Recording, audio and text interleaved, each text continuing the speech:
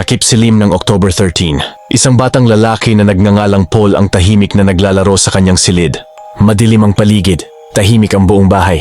Tatlo lang silang tao sa loob, si Paul at ang kanyang tumayong mga magulang na umampon sa kanya. Inutusan na siyang humiga ng kanyang ina para makatulog na. Sumunod naman siya rito. Pero pagsapit ng hating gabi, may narinig siyang boses. Paul? Galing ito sa itaas ng bahay, sa attic. Mahina, malamig, parang tinatawag siya. Nung una, binalewala niya lang ito kasi baka guni-guni niya lang. Pero narinig niya ulit. Mas malakas, mas malinaw. Paul? Tumayo na siya. Dahan-dahang lumapit sa attic. Hawak na niya ang lock nito, pero bigla na lang siyang hinawakan sa kamay ng kanyang ina. Pinigilan siya nito at pinabalik siya sa kama. Kaya natulog na lang ulit si Paul. Kinabukasan, habang naglalaro sa likod ng bahay, narinig niya ulit ang tinig.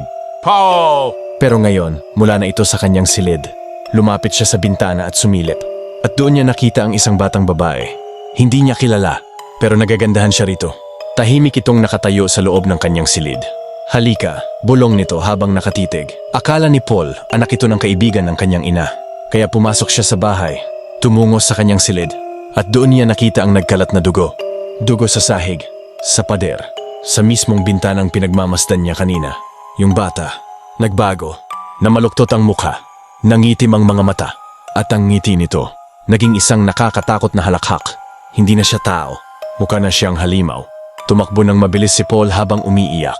Pero kahit anong sigaw niya, walang boses na lumalabas. At bago siya makalabas ng silid, narinig niya ulit ito.